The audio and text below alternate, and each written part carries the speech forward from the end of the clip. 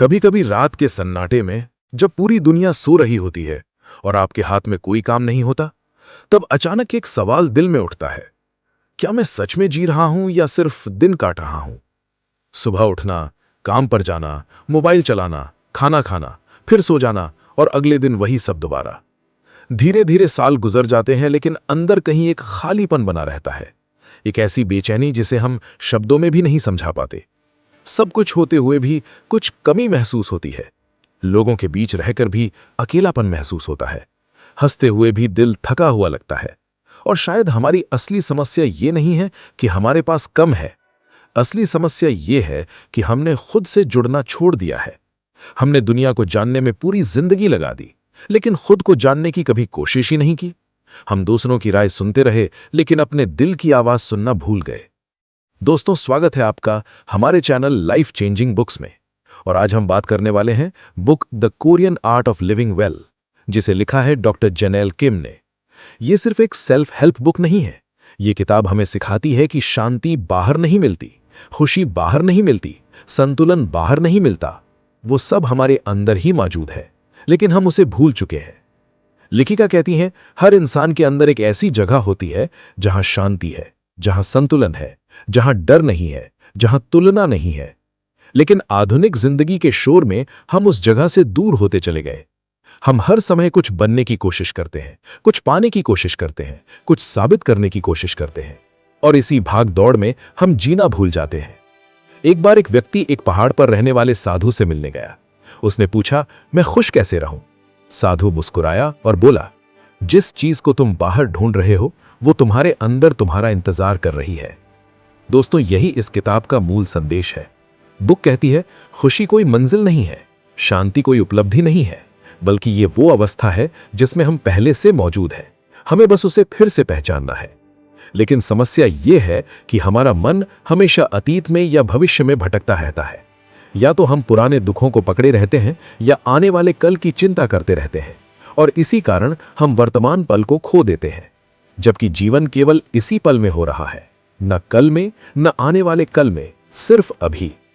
लेखिका कहती हैं, अगर आप सच में जीवन को बदलना चाहते हैं तो पहले अपने मन को शांत करना सीखिए। क्योंकि जब मन शांत होता है तभी जीवन स्पष्ट दिखाई देता है। तभी हमें समझ आता है कि हमें वास्तव में क्या चाहिए और क्या नहीं। तभी हम दूसरों की अपेक्षाओं से निकलकर अपने सच्चे स्वरूप को पहचान पाते हैं। दोस्तों, शायद इस दुनिया में सबसे बड़ी सफलता बहुत अमीर बन जाना नहीं है, बहुत प्रसिद्ध हो जाना नहीं है। सबसे बड़ी सफलता है अपने अंदर शांति पा लेना। क्योंकि जिस इंसान को खुद के भीतर शांति मिल गई, दुनिया की कोई भी परिस्थिति उसे पूरी तरह नहीं तोड़ सकती। और शायद यही वो यात्रा है जिस पर यह किताब हमें लेके चलने वाली है। जब आप खुद को जान लेते हैं तब जीवन बोझ नहीं, एक सुंदर अनुभव बन जाता है। और शायद यहीं पर लेखिका हमें एक ऐसी सच्चाई से परिचित कराती हैं जिसे हम जानते तो हैं लेकिन स्वीकार नहीं करना चाहते। लेखिका कहती हैं, हमारी अधिकांश परेशानियां दुनिया की वजह से नहीं होती, वे हमारी सोच की वजह से होती हैं। एक ही घटना दो लोगों के साथ होती है। एक व्यक्ति टूट जाता है, दूसरे व्यक्ति उससे सीखकर और मजबूत बन जाता है।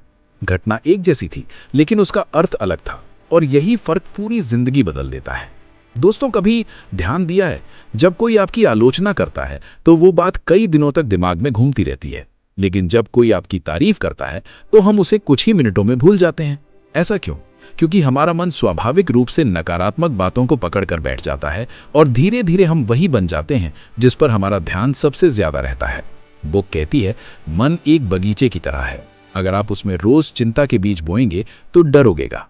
अगर आप तुलना के बीज बोएंगे तो दुख उगेगा। अगर आप क्रोध के बीज बोएंगे तो अशांति उगेगी। लेकिन अगर आप कृतज्ञता के बीज बोएंगे तो शांति उगेगी। अगर आप प्रेम के बीज बोएंगे तो खुशी उगेगी। अगर आप जागरूकता के बीज बोएंगे तो संतुलन उगेगा। लेखिका कहती हैं, हम अक्सर सोचते हैं कि हमें अपनी जिंदगी बदलनी है, लेकिन सच ये है, हमें सबसे पहले अपने विचार बदलने हैं। क्योंकि विचार ही भावनाएं बनते हैं, भावनाएं ही आदतें बनती हैं, और आदतें ही हमारा भविष्य बनाती हैं। एक बार एक वृद्ध गुरु से पूछा गया, आप हमेशा इतने शांत कैसे रहते हैं? उन्होंने मुस्कुराकर जवाब दिया, मैं हर उस विचार पर विश्वास नहीं करता जो मेरे मन में आता है। दोस्तों, ये सुनने में साधारण लगता है, लेकिन यही गहरी बुद्धिमत्ता है। क्योंकि हर विचार सच नहीं होता, हर डर वास्तविक नहीं होता, हर चिंता जरूरी नहीं होती। फिर भी हम अपने मन की हर आवाज को सच मान लेते हैं और उसी के अनुसार दुखी होते रहते हैं।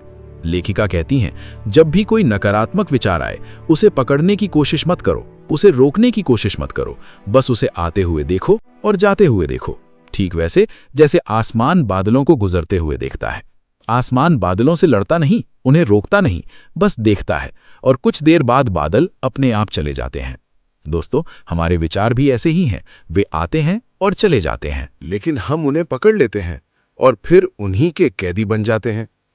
बुक कहती है, शांति पाने का मतलब ये नहीं है कि आपके जीवन में समस्याएं खत्म हो जाए। शांति का मतलब है समस्याओं के बीच भी आपका मन स्थिर रहे।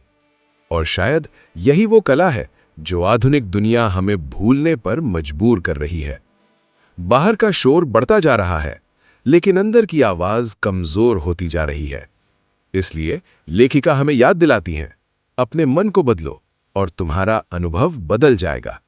क्योंकि दुनिया वैसी नहीं होती जैसी वो है। दुनिया अक्सर वैसी दिखाई देती है जैसी हमारी सोच होती है।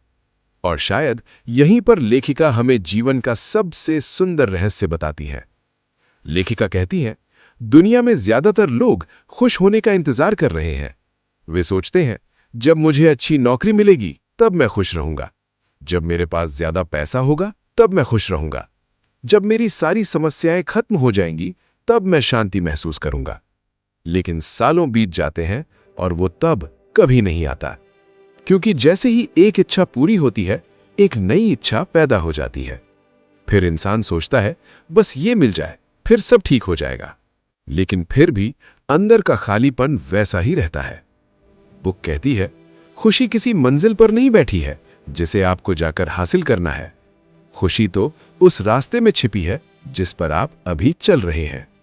दोस्तों, सोचिए, कितनी बार आपने किसी चीज का सपना देखा होगा, फिर जब वो चीज मिल गई तो कुछ समय बाद वो सामान्य लगने लगी।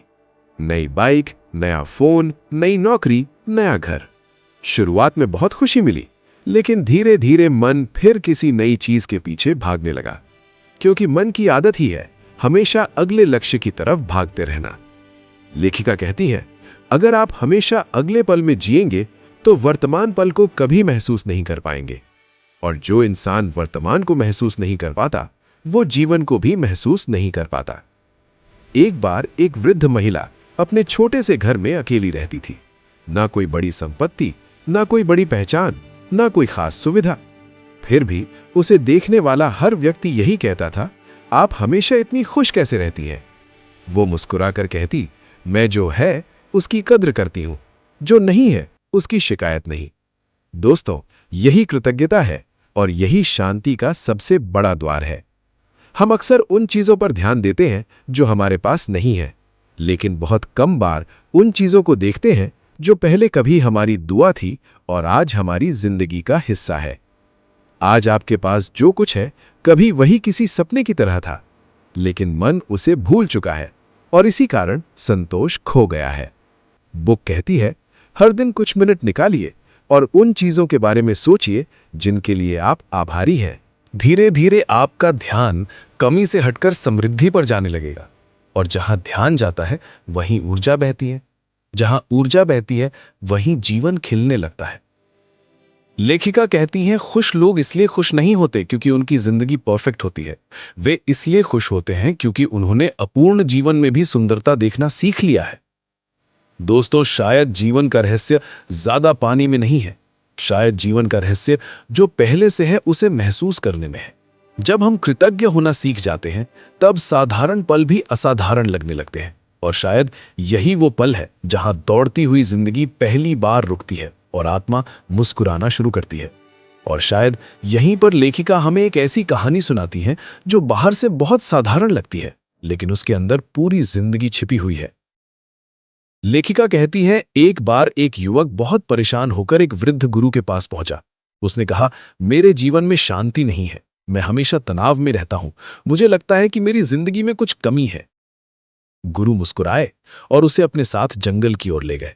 वहां एक शांत झील थी, पानी बिल्कुल साफ था, आसमान का प्रतिबिंब उसमें दिखाई दे रहा था। गुरु ने कहा, इस झील को देखो। युवक कुछ देर तक झील को देखता रहा, सब कुछ बहुत सुंदर लग रहा था। फिर गुरु ने एक पत्थर उठाया और झील में फेंक दिया। पानी में लहरें उठने लगी, प्रतिबिंब टूट गया, आसमान धुंधला दिखाई देने लगा। गुरु ने पूछा, अब क्या दिख रहा है? युवक बोला, कुछ भी साफ नहीं दिख रहा, पानी हिल रहा है। गुरु ने कहा, बस यही तुम्हारे मन की कहानी है। जब मन शांत होता है तो जीवन स्पष्ट दिखाई देता है, लेकिन जब मन चिंता, डर और क्रोध से भर जाता है तो सच्चाई धुंधली हो जाती है। दोस्तों, कहानी तो छोटी थी, लेकिन संदेश बहुत गहरा था। क्योंकि हम में से ज्यादातर लोग अपने जीवन की समस्याओं को नहीं देख रहे होते, हम अपने अशांत मन को देख रहे होते हैं। बुक कहती है, जब मन बेचैन हो तो तुरंत निर्णय मत लो, जब मन क्रोधित हो तो तुरंत प्रतिक्रिया मत दो, जब मन दुखी हो तो अपने बारे में कोई अंतिम फैसला मत करो, क्योंकि उस समय आप जीवन को नहीं देख रहे होते, आप सिर्फ अपनी भावनाओं का धुंधला प्रतिबिंब देख रहे होते हैं। और यही वजह है कि लोग गुस्से में रिश्ते तोड़ देते हैं, डर में सपने छोड़ देते हैं और दुख में खुद को कमजोर मान लेते हैं। लेखिका कहती हैं, जीवन को बदलने की शुरुआत बाहर से नहीं होती, वो भीतर से होती है। पहले मन को शांत करना पड़ता है, फिर दुनिया अपने आप अलग दिखाई देने लगती है। एक और बात जिसे हम अक्सर भूल जाते हैं, हम सोचते हैं कि शांति का मतलब है समस्याओं का ना होना, लेकिन लेखिका कहती है शांति का मतलब समस्याओं का खत्म होना नहीं है। शांति का मतलब है समस्याओं के बीच स्थिर रहना।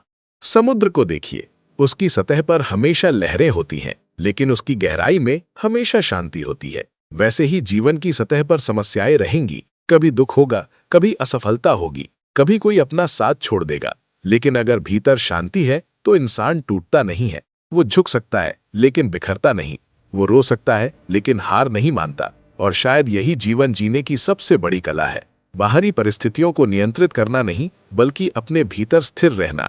जिसने अपने मन को जीत लिया, उसने आधी दुनिया जीत ली। और शायद यही कारण है कि सच्ची ताकत शरीर में नहीं, मन की शांति में होती है। और शायद यहीं पर लेखिका हमें जीवन के सबसे कठिन प्रश्न के सामने खड़ा कर देती है। वो प्रश्न है, क्या आप खुद को वैसे ही स्वीकार कर सकते हैं जैसे आप हैं? सुनने में ये बहुत आसान लगता है, लेकिन सच तो ये है कि दुनिया में सबसे कठिन कामों में से एक है खुद से प्रेम करना। क्योंकि बचपन से हमें सिखाया जाता है, और बेहतर बनो, और आगे बढ़ो, और ज्यादा हासिल करो, और ज्यादा कमाओ, और ज्यादा सफल बनो। लेकिन किसी ने ये नहीं सिखाया कि खुद को स्वीकार कैसे किया जाता है, खुद को माफ कैसे किया जाता है, अपने दिल के साथ शांति से कैसे जिया जाता है। लेखिका कहती है, हम अक्सर अपने सबसे बड़े आलोचक खुद होते हैं। अगर कोई दूसरा व्यक्ति हमसे वैसे बात करे जैसे हम अपने आप से करते हैं, तो शायद हम उसे अपनी जिंदगी से निकाल दें।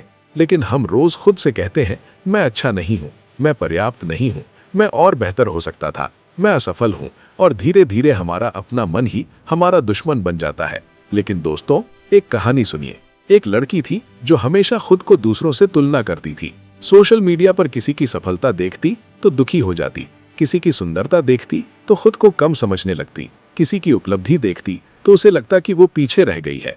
धीरे धीरे उसने खुद की खुशियों को दूसरों की उपलब्धियों से जोड़ दिया, और एक दिन वो पूरी तरह थक गई। फिर उसकी मुलाकात एक वृद्ध महिला से हुई। महिला ने उससे पूछा, अगर एक फूल गुलाब नहीं है तो क्या वो सुंदर नहीं है? लड़की चुप हो गई।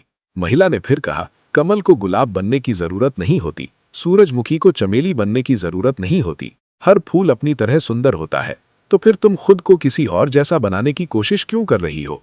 दोस्तों, यही वो बात थी जिसने उस लड़की की जिंदगी बदल दी, और शायद हमें भी यही समझने की जरूरत है। बुक कहती है, तुलना हमेशा दुख पैदा करती है, क्योंकि तुलना में आप अपनी पूरी जिंदगी की तुलना किसी दूसरे की सिर्फ अच्छी झलक से कर रहे होते हैं। आप उनकी मुस्कान देखते हैं लेकिन उनके संघर्ष नहीं, आप उनकी सफलता देखते हैं लेकिन उनकी असफलताएं नहीं। इसलिए लेखिका कहती हैं, दूसरों की राह मत देखो, अपनी राह पर चलो। क्योंकि जीवन कोई दौड़ नहीं है, ये कोई प्रतियोगिता नहीं है, ये एक यात्रा है। और हर इंसान की यात्रा अलग है, हर इंसान का समय अलग है, हर इंसान का उद्देश्य अलग है।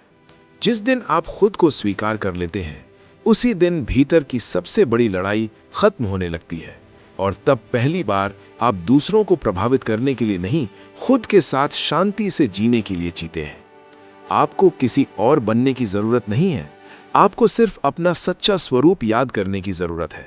और शायद यही जीवन जीने की सबसे सुंदर कला है। और शायद यहीं पर लेखिका हमें उस दर्द के बारे में बताती हैं जिससे दुनिया का लगभग हर इंसान गुजरता है, लेकिन बहुत कम लोग उसे समझ पाते हैं।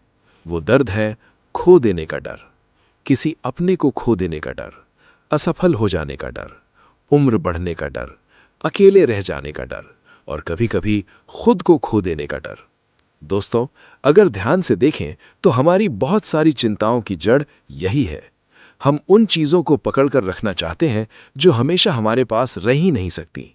समय, रिश्ते, यादें, लोग सब बदलते रहते हैं और यही जीवन का नियम है।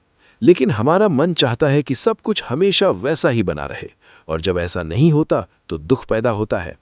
लेखिका कहती हैं, जीवन में शांति पाने के लिए हमें एक बहुत कठिन बात स्वीकार करनी होगी। कुछ भी हमेशा नहीं रहता। सुनने में यह दुखद लगता है, लेकिन वास्तव में यही जीवन की सबसे सुंदर सच्चाई है। एक दिन एक महिला अपने पुराने घर के सामने खड़ी थी। वो घर जहां उसका बचपन बीता था, जहां उसकी माँ की हंसी गूंजती थी, जहां उसके पिता शाम को उसे कहानियां सुनाते थे। लेकिन अब वो घर बदल चुका था, लोग बदल चुके थे, समय बदल चुका था। उसकी आंखों में आंसू आ गए। उसे लगा सब कुछ खत्म हो गया। तभी उसके पास खड़े एक बुजुर्ग ने कहा, जो खत्म हुआ है वही तो कभी खूबसूरत था। महिला ने उनकी ओर देखा। बुजुर्ग मुस्कुराए और बोले, अगर फूल हमेशा खिला रहता तो शायद वो इतना सुंदर नहीं लगता। अगर बचपन हमेशा रहता तो शायद उसकी यादें इतनी कीमती नहीं होती। दोस्तों, यही जीवन का विरोधाभास है। जो चीजें हमेशा नहीं रहती, अक्सर वही सबसे ज्यादा मूल्यवान होती हैं।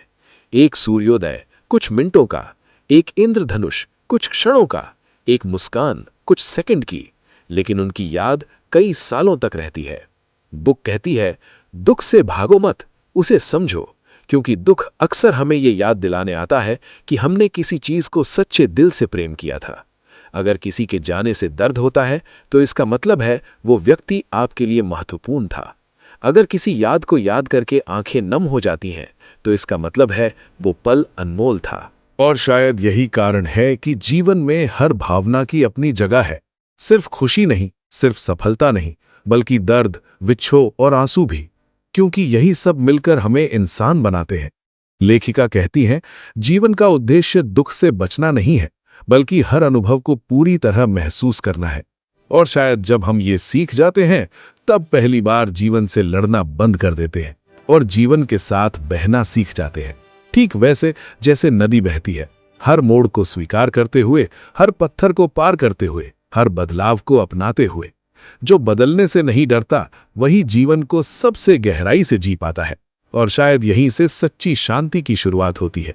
और शायद यहीं पर यह पूरी किताब हमें उस जगह ले आती है जहां हर इंसान अपनी जिंदगी में कभी ना कभी पहुंचता है। एक ऐसी जगह जहां बाहर सब कुछ शांत दिखाई देता है, लेकिन अंदर बहुत सारे सवाल चल रहे होते हैं। दोस्तों, पूरी जिंदगी हम कुछ ना कुछ बनते रहते हैं। किसी के बेटे, किसी के पिता, किसी के पति, किसी के दोस्त, किसी के कर्मचारी, किसी के बॉस। हम हर भूमिका निभाते रहते हैं, लेकिन इस सब के बीच एक सवाल कहीं खो जाता है, मैं कौन हूं? जब दुनिया की सारी आवाजें बंद हो जाती हैं, जब मोबाइल दूर रख दिया जाता है, जब कोई काम नहीं बचता, जब कोई हमें पुकार नहीं रहा होता, तब जो इंसान हमारे साथ बचता है वो हम खुद होते हैं। और सच कहूं, बहुत से लोग पूरी दुनिया के साथ रह सकते हैं, लेकिन खुद के साथ कुछ मिनट भी नहीं रह पाते, क्योंकि उन्होंने खुद को जानना ही छोड़ दिया है। लेखिका कहती है, शांति पाने का मतलब ये नहीं है कि आपके जीवन में कोई समस्या नहीं होगी। शांति का मतलब ये है कि समस्याओं के बावजूद आप खुद से दूर नहीं होंगे। दोस्तों, एक दिन ये जीवन समाप्त हो जाएगा। एक दिन ये भाग दौड़ रुक जाएगी। एक दिन ये नाम, ये पहचान, ये सफलता सब पीछे छूट जाएगी। और उस दिन शायद भगवान हमसे ये नहीं पूछेंगे कि तुम्हारे बैंक अकाउंट में कितना पैसा था, या कितने लोग तुम्हें जानते थे, या तुम कितने प्रसिद्ध थे। शायद उस दिन सिर्फ एक सवाल होगा, क्या तुमने अपना जीवन सच में जिया?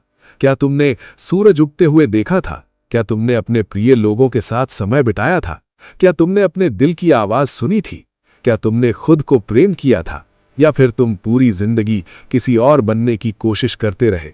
दोस्तों, सबसे बड़ा दुख असफल होना नहीं है। सबसे बड़ा दुख यह है कि एक दिन इंसान महसूस करे कि उसने जीने की तैयारी में ही पूरी जिंदगी गुजार दी। और शायद यही कारण है कि ये किताब हमें बार बार एक ही बात याद दिलाती है, धीरे चलो, गहरी सांस लो, इस पल को महसूस करो, अपने लोगों को समय दो और सबसे जरूरी खुद से जुड़ो, क्योंकि आखिर में जीवन का अर्थ ज्यादा पाना नहीं है, जीवन का अर्थ है जो मिला है उसे पूरी तरह महसूस करना। और शायद जब हम ऐसा करना सीख जाते हैं, तब पहली बार हमें समझ आता है कि शांति कहीं बाहर नहीं थी, वो हमेशा से हमारे अंदर थी। दोस्तों, अगर आज की इस किताब ने आपके दिल को छुआ हो, अगर इसने आपको कुछ पल रुककर अपने जीवन के बारे में सोचने पर मजबूर किया हो, तो वीडियो को लाइक जरूर कीजिए और लाइफ चेंजिंग बुक्स को सब्सक्राइब करना मत भूलिए। और जाते जाते कमेंट में सिर्फ एक शब्द लिखिए, शांति। क्योंकि जिस दिन इंसान अपने भीतर शांति पा लेता है, उसी दिन उसे दुनिया जीतने की जरूरत नहीं रह जाती। धन्यवाद दोस्तों। फिर मिलेंगे एक और ऐसी किताब के साथ जो सिर्फ आपकी सोच नहीं, आपके दिल को भी बदल दे।